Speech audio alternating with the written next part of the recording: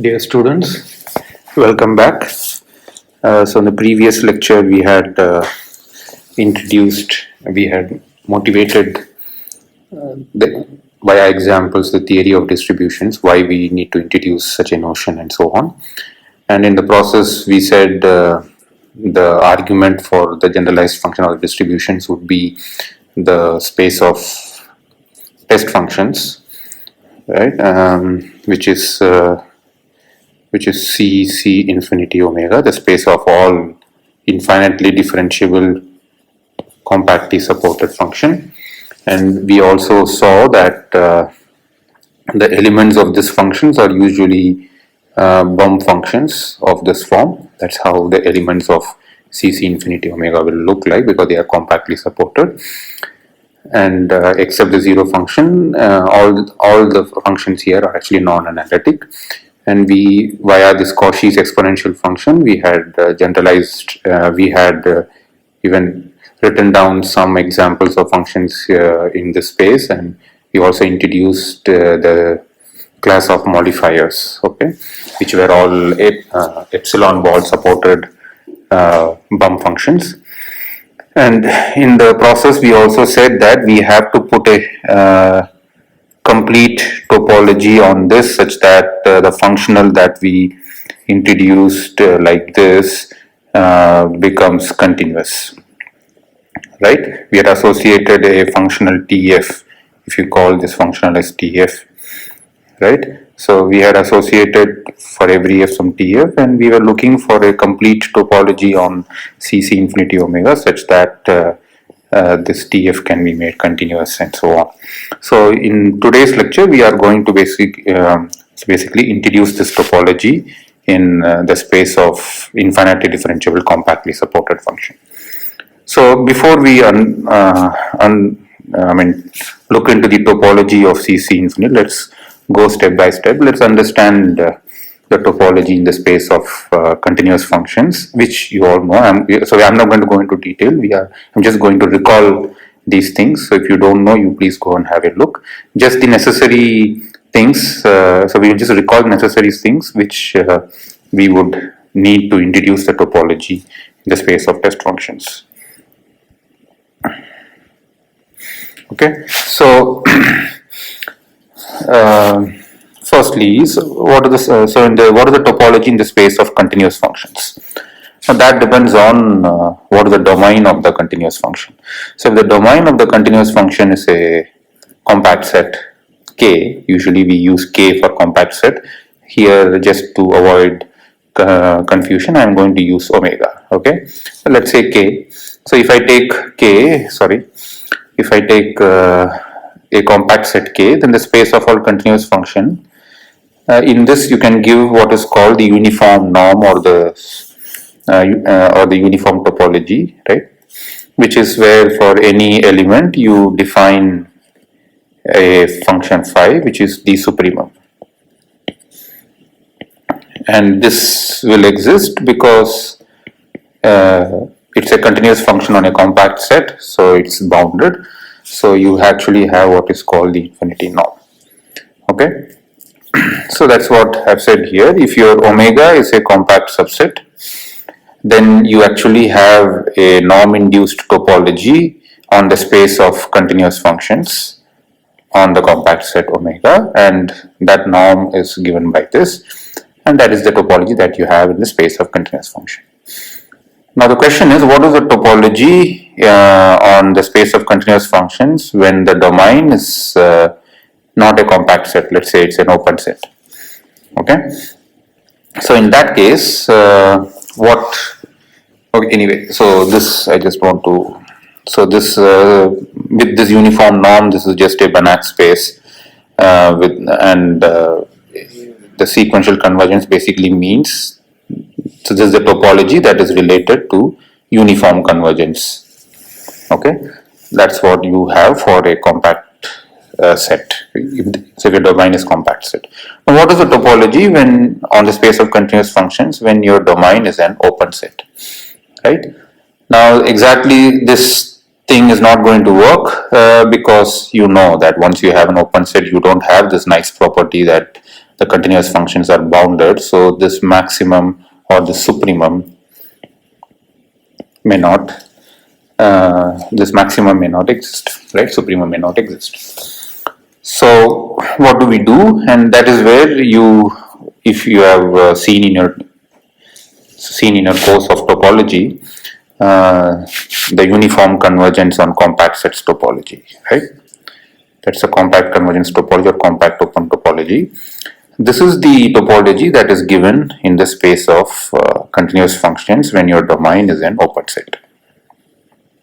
Okay, so in the sequential notion, it basically means that if phi k converges to phi in the uniform convergence on compact sets, if it converges uniformly on every compact subset of omega, right? So the uniform convergence happens for every compact set k of omega.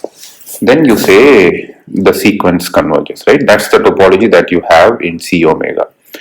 This is something which you know, but how do you construct this topology, right? What is this topology? How do you construct it? Just for completeness sake, so in here, just quickly, I'm going to recall the construction of this topology in the context of C infinity omega. In fact, it's much easier in C omega. In C infinity omega, you have to take care of all the derivatives as well.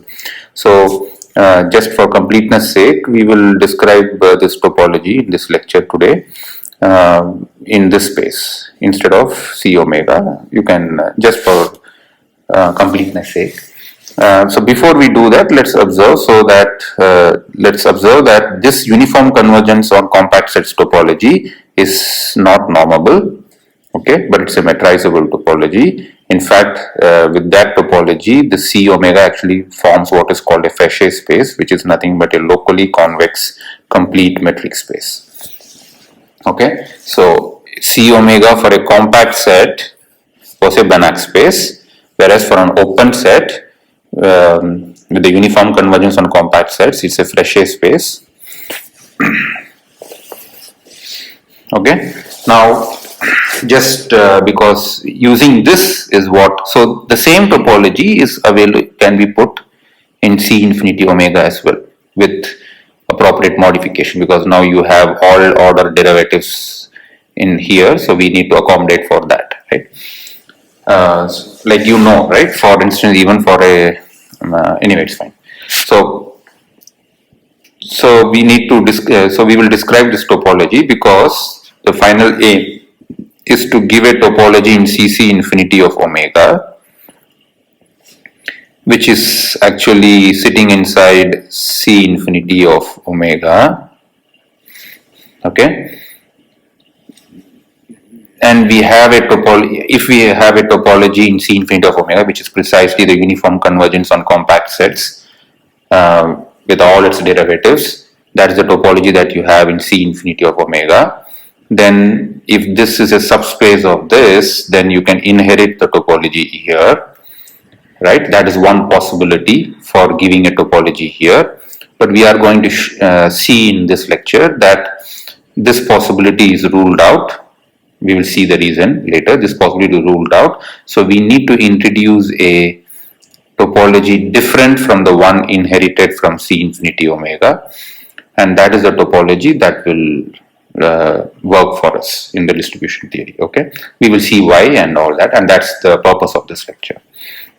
So before we go there, let's just, as I said, for completeness sake, derive or quickly recall the topology on C infinity omega, which is a complete topology. Okay, so what's the topology on C infinity omega? For that, what you do is that you have this property of of course, in Rn this is true for an open set. What is called the sigma compactness property of omega. Basically, it means that you can write any open set in Rn as a countable union of compact sets, such that this collection is nested, has this nested inclusion, right? and the entire omega. So this is something very, at least in the Euclidean space, it is very easy to see. So if you think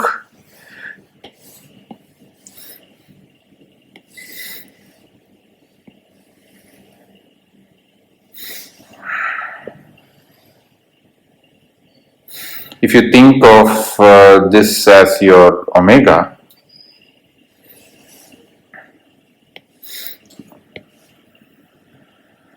right?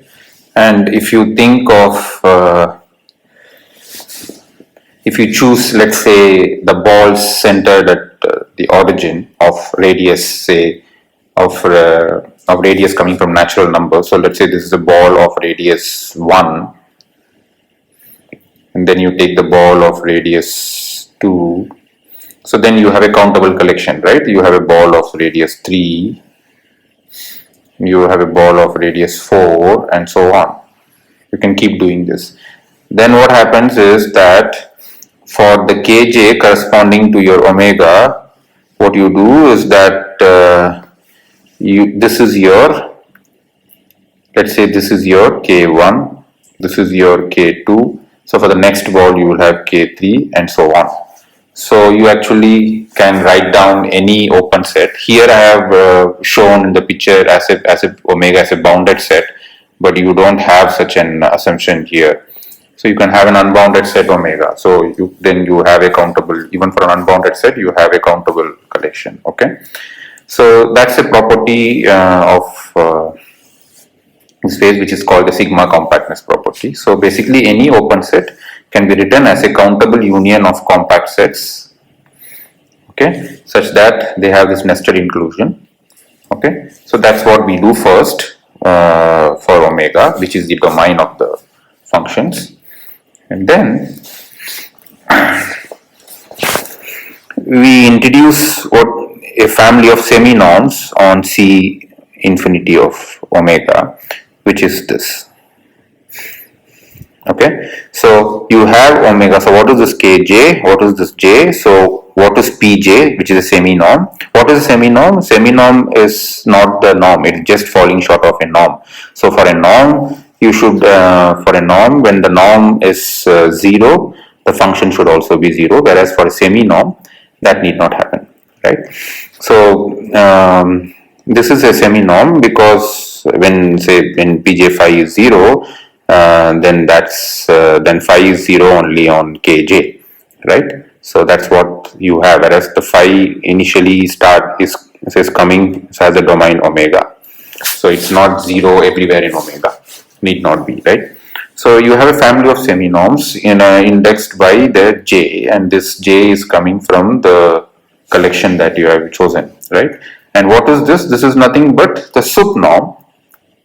What is norm infinity? As I said, this is the sup norm, right? We have already shown you in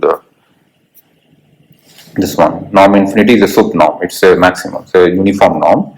So now what you do here is the uniform norm of phi and all its derivatives up to the jth derivative, and that you do that supremum you do only in the compact set kj, right? On a compact set kj, because it's a continuous function, it's going to be finite. So this is all a so you are just doing a finite sum here on finite quantities.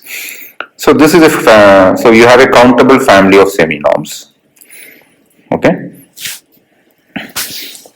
And the property that you observe immediately from this definition is that the semi-norm P0 is less than or equal to P1, is less than or equal to P2, and so on. That is because you can see here immediately, because as you increment over j, then the sum is increasing over j, and you are going to add more positive quantities. Okay, so this is a property that you have about P, and this semi-norm gives a topology in C infinity omega with this as a local basis.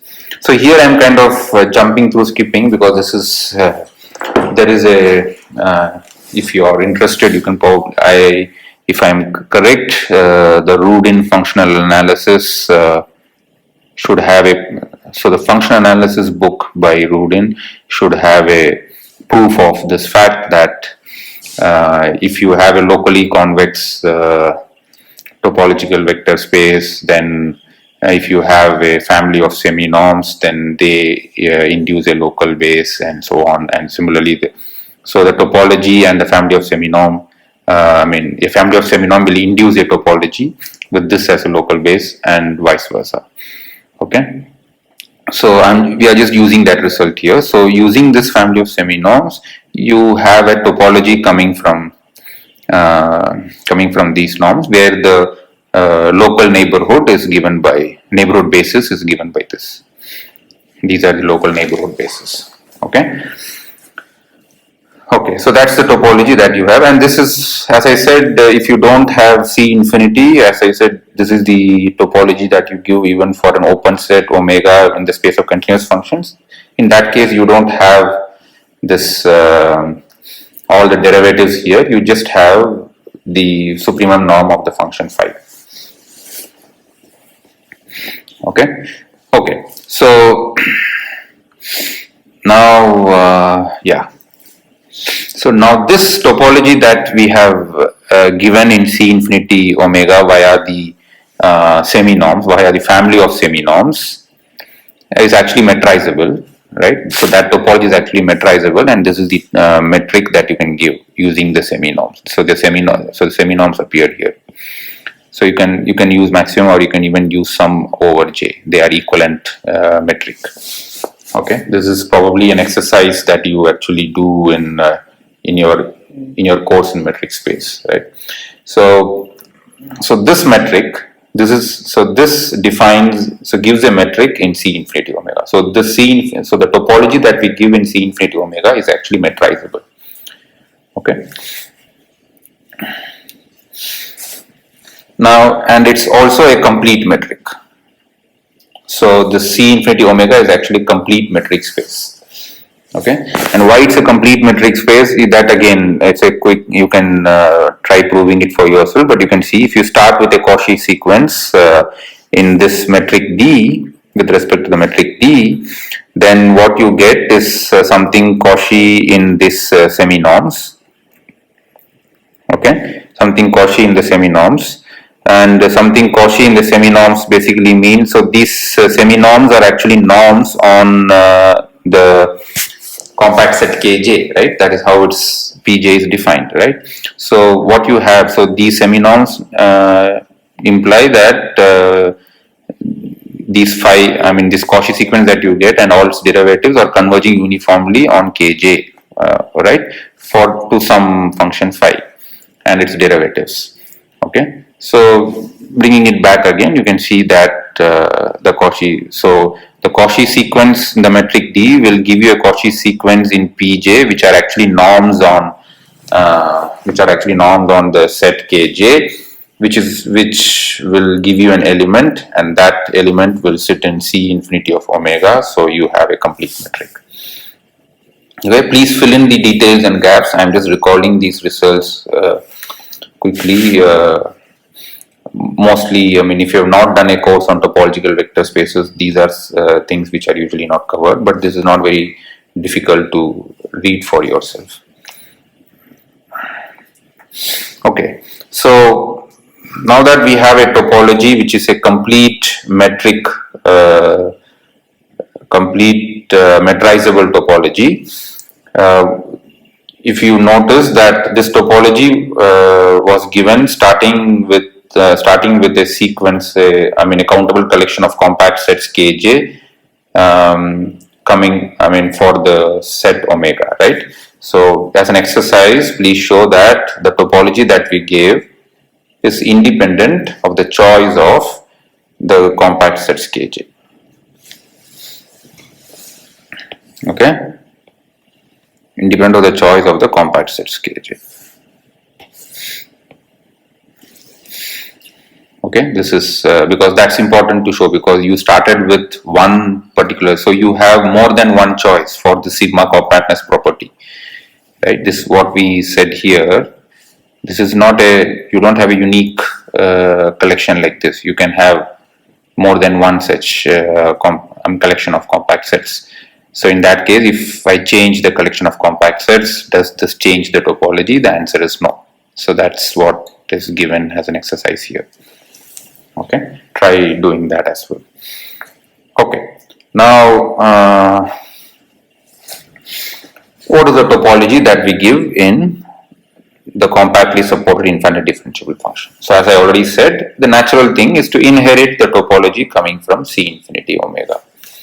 Okay, so if you inherit the topology coming from C infinity omega, what is the topology that you get?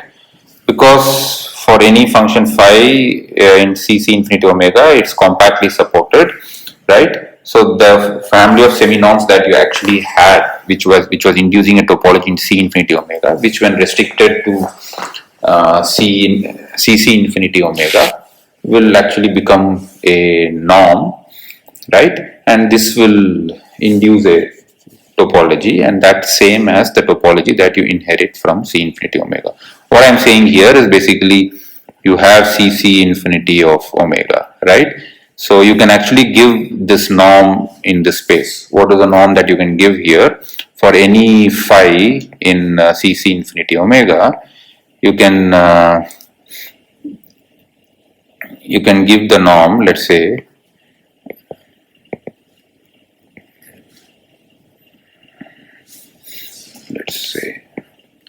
you can give the norm, let's say,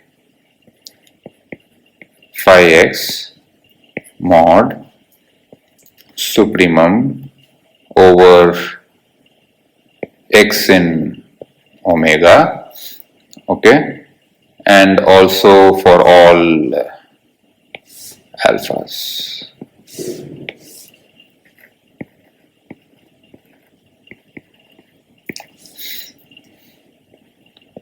For all alphas, which is actually n power n, right, something like that, for all alpha supremum over that, right, you can give this norm, okay, because for any phi it's compactly supported, you are going to have this quantity to be finite for all x in omega, so that's not an issue. So this itself will induce a topology, right, which is nothing but the topology that you inherit from C infinity omega. Okay, that's the topology that you can naturally have on C infinity omega, right? But however, this topology that you inherit from C infinity omega, or the one that comes from the norm that I just described, that is not complete. And in that topology, C infinity omega is actually dense in C infinity omega. Okay, so if you inherit the topology from C infinity omega, in that this is not a closed subspace; it's actually a dense subset, right? And if you recall what we said in the previous lecture, we wanted a complete topology in this, such that some functional has to become continuous, right? So that is not going to. So this is not going to help. This topology, this inherited topology, is not going to help. So how do you verify? How do you know that this is not complete? So try doing this exercise here to show that in this inherited topology, this space is not complete. C infinity omega is not complete.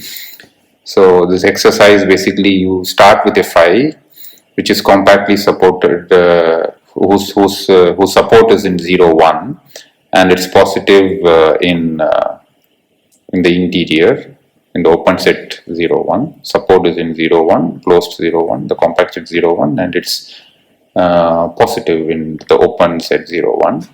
And you define the sequence of functions psi m. In fact, if what you see, if phi is supported in 0, 1, then phi x minus 1 is supported in 1 comma 2, right? Yeah, it's supported in 1 comma 2. Similarly, this is supported in 2 comma 3 and so on, and this is supported in probably m comma m plus 1. So, and this is sum of, so the psi m is sum up to the mth quantity, which means psi m is more or less supported in 1 to m plus 1, probably, right? So as m increases, each psi m is compactly supported, but the support is becoming bigger. Okay, and this sequence that you construct here, psi m, show that it's this is Cauchy in the topology that we have given. I mean, inherited topology. This is Cauchy, and the limit will not be in CC infinity omega, because the limit will not have a compact support, because the support is increasing as you go along M. So the limit will actually be in C infinity omega. Okay, so this is the reason why. So try doing this exercise. So this is so the inherited topology from C infinity omega on CC infinity omega is not complete, and that is not going to serve our purpose, which is why we have to look for a different topology on the CC infinity omega. So what is the other topology that we are going to look? So before we see that another topology, let's look at something. So we are going to construct a complete topology on CC infinity omega, and whatever we construct will turn out to be not metrizable. Okay, if you recall, what we had in C infinity omega was metrizable. Okay, it was a complete metric space, right? Okay, so how do we do that? So for that we start with what is the set dk omega, which is nothing but the class of all C infinity functions such that their support is in K, and where K is a compact set contained in omega. Okay, so right, so what is dk omega? All infinitely differentiable functions whose support is in the compact set K. Okay, so dk omega is a subset of C infinity omega. That's by definition. Okay, so look at this set. Why are we considering this set? Because this set doesn't have the problem which CC infinity omega had. See, here the problem was when we say it's compactly supported, the compact support, like in this function, can keep shifting within omega, right? So here what we are doing, we are just fixing one compact set K, and we are concentrating on functions which are compactly supported in 1K. And this has, and then on this set you can inherit the topology from C infinity of omega. Okay, and that, as I said previously, the semi-norms here will become norm here. Okay, so the dk omega is given the topology inherited from C infinity omega, and the semi-norms actually induce a family of norms in this dk space. In this case, now the supremum is taken. Earlier there was a J dependence here. Now, because you are a fixed compact set, you just take it in the full K. Okay, so you have this family of norms. Okay, so this is the topology. So the inherited topology in dk omega is actually a normable topology. I mean, right? It is induced by a family of, it's induced by a family of norms. Now, the property that is interesting here is that this dk omega is a closed subspace of C omega. Also observe that this dk omega, by definition, the way it is defined is actually also in CC infinity omega. So what you actually have, is dk omega is in CC infinity of omega, which is actually in C infinity of omega. Earlier we tried inheriting the topology of C infinity omega in CC infinity omega. That was not complete, that was not making this a complete space, I mean not a closed space and so on, I mean closed subspace of this. Whereas instead of doing it here, if you do it in a much smaller space where you fix this K, this inherited topology makes this dk a closed subspace. That's what this theorem is telling you.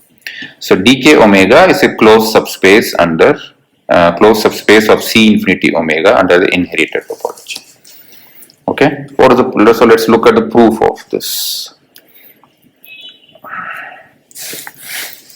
So what you do, you start with an x in omega, okay, and corresponding to this x, you define Tx from which is a functional on C infinity of omega. And how do you define? It's just the pointwise evaluation. That is, Tx acting on any element of phi is just the evaluation of phi at x. So you have fixed an x, okay. So this is a functional that we define. For each x, you have Tx. Now, you already know this fact that omega has the sigma compactness property. So omega is a countable union of compact sets Kj,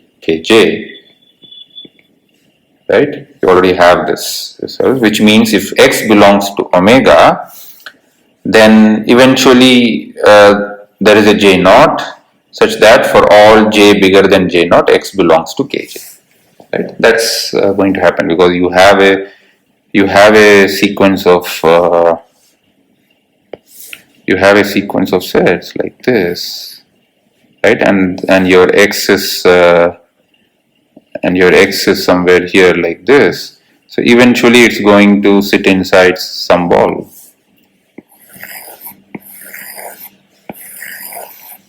right? So let's say this is your J naught. So after that, for all j, this is going to be valid. So for each x, so once you have fixed an x, for that x there is a J naught such that x belongs to all the compact sets for j bigger than or equal to J naught. And then mod of Tx phi, which is by this definition mod phi x, this is less than or equal to Pj phi, which is the semi-norm that we introduced, which was nothing but the sum over the sum over the supremum norm of phi and all its derivatives up to j, right? This is just one element of this, right? So this is sum over d alpha phi, okay, d alpha phi mod infinite, right? All this. So this is supremum over all the points. So this is just one point here. So and this is sum over all the j's. Sorry, sum over up to j.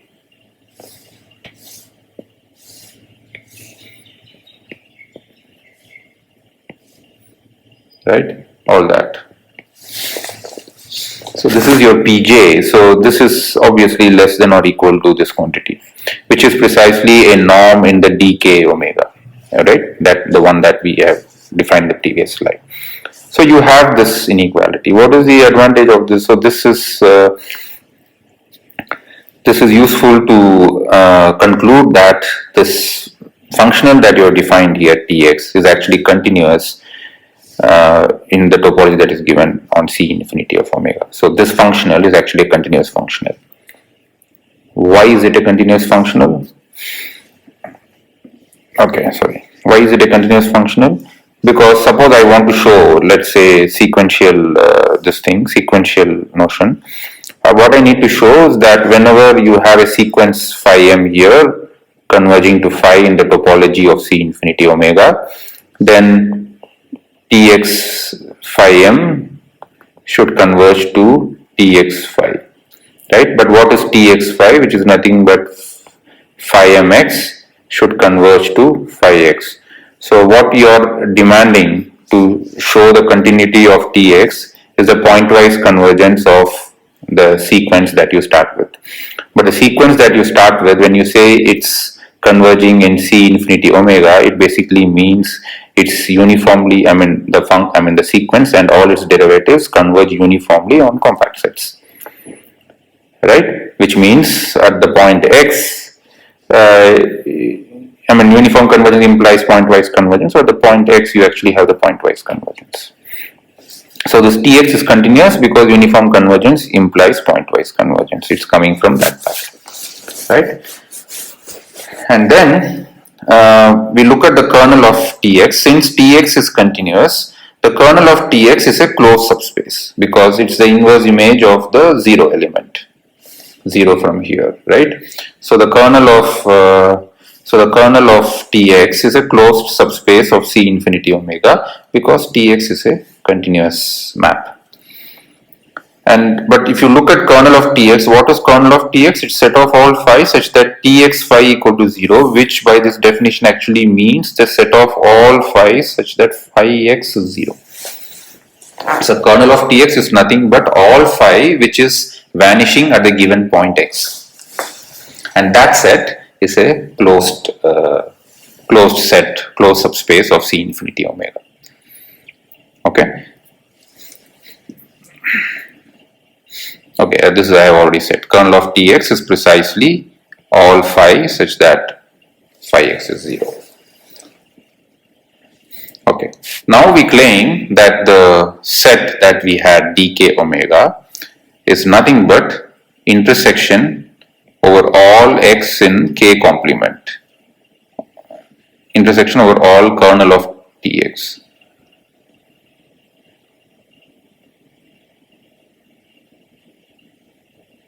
Okay, so the intersection over all kernel of Tx is this. If you recall, what is that we wanted to show? We wanted to show that dk omega is a closed subspace of this, right? So we have dk omega written as intersection of closed subspaces because we have just showed that kernel of Tx is closed.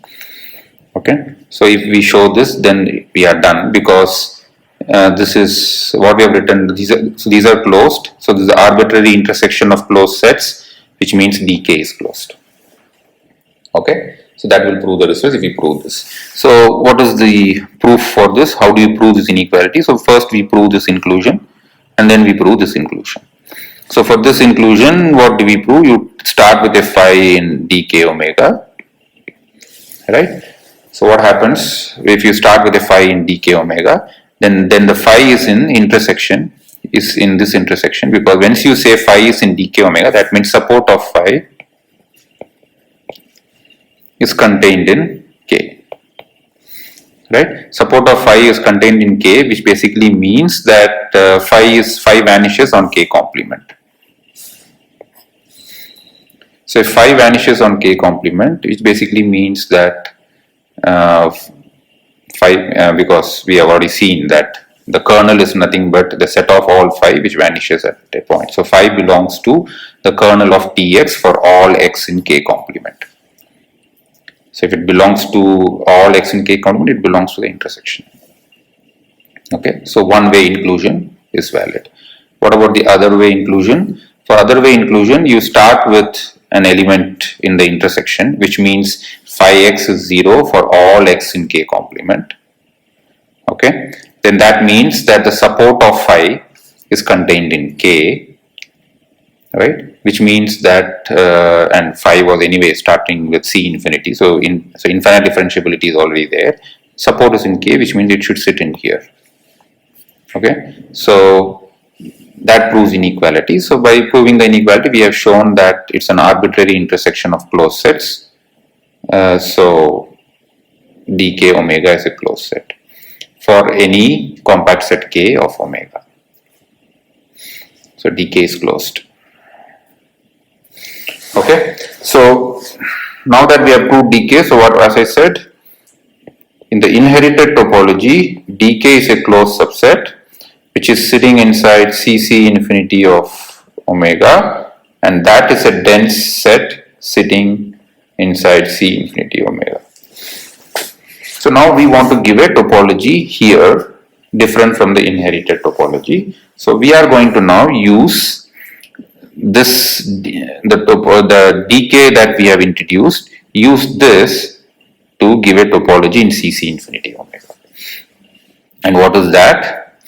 That is what we will call the inductive limit topology later. So how do we do that? So recall again that due to sigma compactness of omega, you have this collection of compact sets such that omega is countable union of them, and they are nested. They have nested inclusion. The first observation that you make is that the cc infinity omega is countable union of dkj for all kj coming here. Okay, this is a consequence of this fact.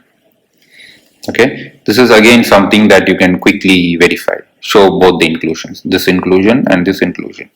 Take any element in CC infinity omega, which means it's compactly supported, which means it belongs to some dkj for some j, right? Conversely, if you take any element here in the union, which means if it's in the union, it belongs to at least one of the dkj. If it belongs to at least one of the dkj, then it automatically belongs to CC infinity omega, because dkj was a subset of CC infinity omega. And this nested inclusion automatically gives you this nested inclusion as well, right? So this is the conclusion that we have CC infinity omega. So what we saw here, we have this inclusion for all k, they are contained in CC infinity omega. But if you using the sigma compactness of omega, you can have a collection of compact sets, and for those compact sets, CC infinity omega can be written as countable union of those dkj's. Okay, that's what we have said here. Then, now with the topology inherited from C infinity omega, this inclusion map that you have is continuous. What is this? When I say not inclusion, basically it's inclusion map, it's also identity map. You see dkl and dkm is contained, so there's included. So there is a map I kl of phi is mapping to phi, because phi in dkl, phi here is also here, so it just maps. It's an inclusion map, and this map is continuous in the inherited topology. Dk already has inherited topology, we have already seen, and it's closed under that, right? And under that it's continuous. Why is this true? It's kind of obvious from here, because to show continuity we need to show inverse image of open sets are open. You take any open set in dkm, right, and then you take the inverse image of that, and that set has to be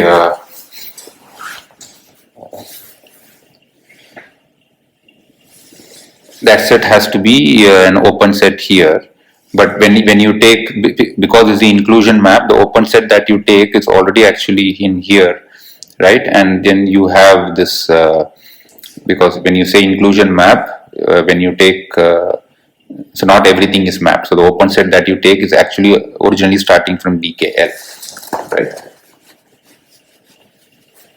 Or in other words, if you want, the much easier way is, I think, to show by the sequential notion. So if you take any sequence phi m converging to phi in dkl, right, then I kl phi m should converge to I kl phi.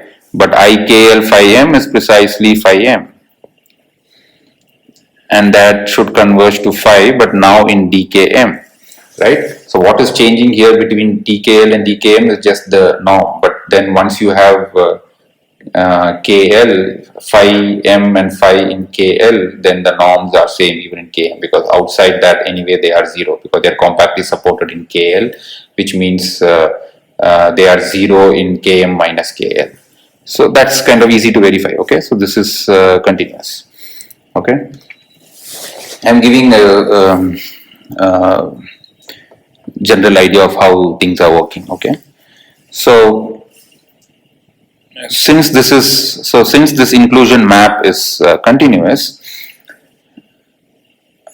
okay, this is another proof that I've given using whatever I for the open set I was kind of fiddling here, right? So that has to be given in terms of the neighborhood basis. So the proof is that if you start with the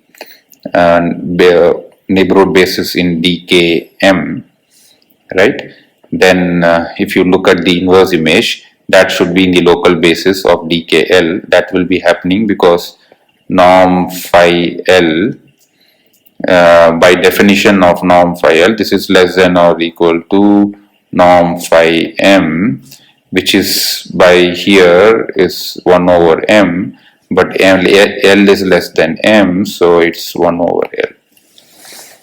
Okay, so any element that you pick from the neighborhood basis, it's I mean, if you pick a neighborhood basis, its inverse image is also a neighborhood basis of DKL. So that's a proof for the continuity of this. I've also given the sequential thing. Okay. The reason why I did not initially start with sequential thing is because usually they are not equivalent. Okay. So now once we have this continuity, so what is the topology that we give in CC infinity omega?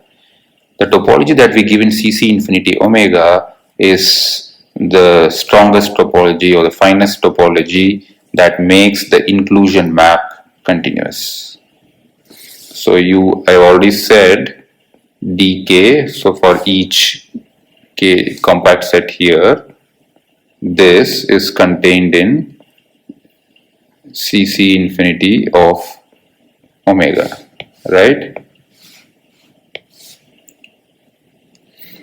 CC infinity of omega. So you have an inclusion map here, right? So what is the topology that you give here? The topology that you give here is such that this inclusion map is continuous. What does that mean? That means that if if something has to be open here, its inverse image here in dkj should be open.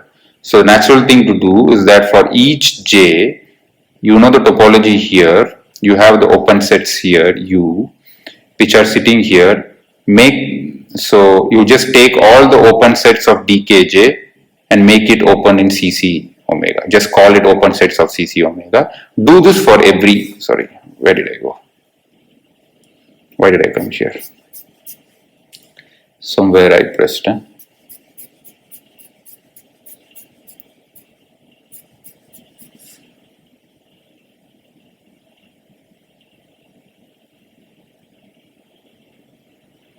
Yeah. Okay. So what you do is that you take the open sets of dkj and call them open in cc infinity omega. Do this for every j, for all j. So what are these open sets of cc infinity omega? They are precisely open. So something is open in cc infinity omega if it's open in dkj omega for some j.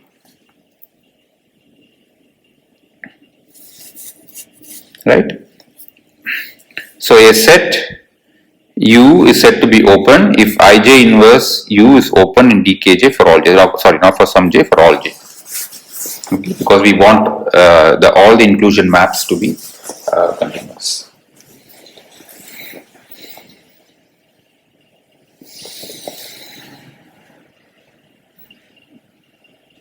Okay, ij inverse of U is open in dkj for all j. Okay, so that's the topology that we give in CC infinity omega.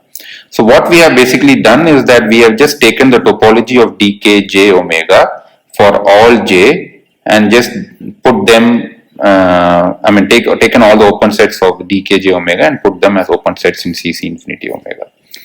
So this topology is called the inductive limit topology with respect to the dkj and the maps and the inclusion maps ikl.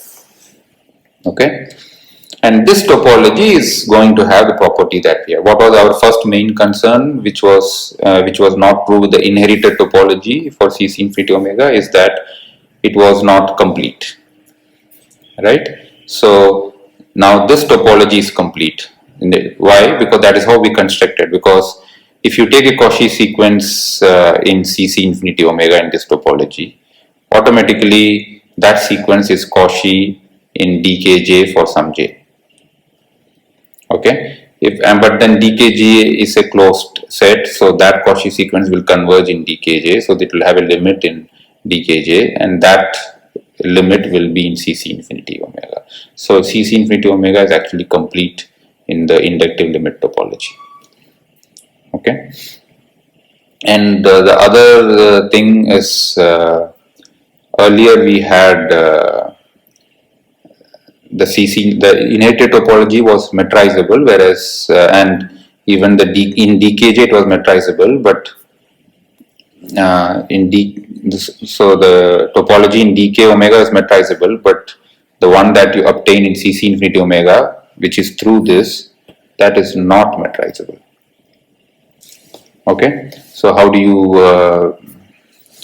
verify that? We'll do this as a theorem, but for that we need to have this. So try to do this exercise. Basically, this is saying that every proper subspace of a topological vector space has empty interior. Okay, this is something you should. I mean, suppose I take let's take a vector space in R. Let's say take R2. Let's say it's a topological vector space, right? What are the subspaces? Of course, there is a zero subspace, trivial. Other than that, all lines passing through origin, right?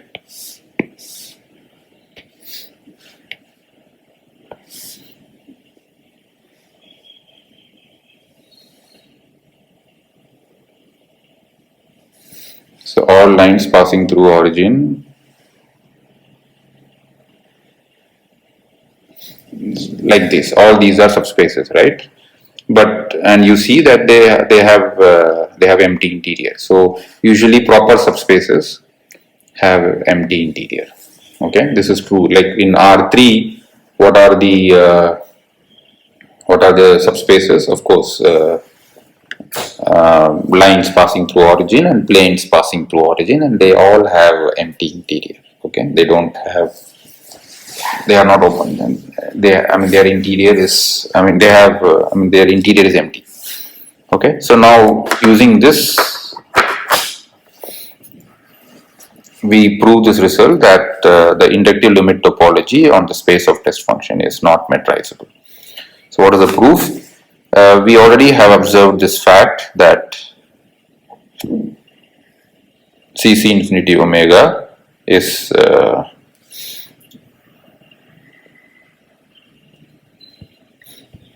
CC infinity omega is the countable union of dkj, and these are all closed subsets. But each dkj is is a proper subspace, so it has an empty interior. Right, from this exercise that we just asked you to do. Okay, it's an empty interior. So CC omega is a countable union of empty interior set, which means nowhere dense sets. Okay, so the complete space, so we have already seen this is a complete space. This complete space is a countable union of nowhere dense sets. Now your Baire category theorem tells you that that's not. If this was metrizable, if this topology was metrizable, then this becomes a complete, CC infinity omega becomes a complete metric space, and a complete metric space is a countable union of nowhere dense sets. Is not possible by Baire's category theorem, right? So which means that this topology cannot be metrized, because if it was metrizable, it's a contradiction to Baire category theorem. Okay, so that proves. So now what we have obtained, we have introduced a topology in CC infinity omega. Let's call it, say, tau. Okay, let's say just tau. Now this is a complete topology which is not metrizable.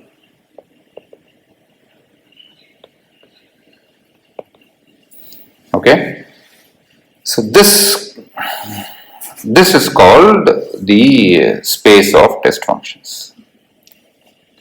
Okay, basically CC infinity omega with that topology, the inductive limit topology, is called the space of test function, and we introduce a notation d omega for that. So d omega is nothing but this set, but with the inductive limit topology, not the inherited topology. Okay, it's called the space of test function, and this is what this is the function space that will be useful when we define the distributions. Okay, now as we have already indicated it before, the choice of the topology is independent of the compact sets that you choose, which is coming from the sigma compactness of omega. Okay, so the topology is independent of what choice of compact sets you choose. So it's something similar exercise that I've given for C infinity as well, right? So try doing that. And then finally, this is the exercise which is giving it as an exercise. This is just the sequential notion of this inductive limit topology. So what do I mean when I say a sequence converges in the inductive limit topology?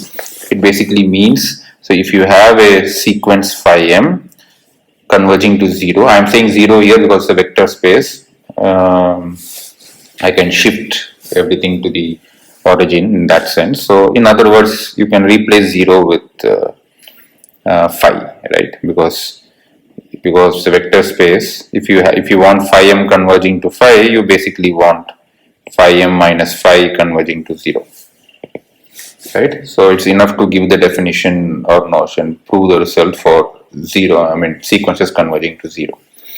So phi m converges to 0 if and only if there is a compact set K such that the support of all the phi m's is contained in K, and phi m and all its derivatives converge uniformly to 0 in K.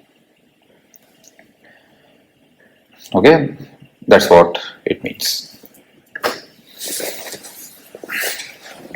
Okay, so the sequential notion basically means that a sequence converges if phi and all its derivatives converge uniformly in a compact set. So there exists a compact set for which this will happen. That's what the sequential notion of the inductive limit topology is. Okay, so so with this we end the lecture. We'll meet in the next lecture. See you. Bye.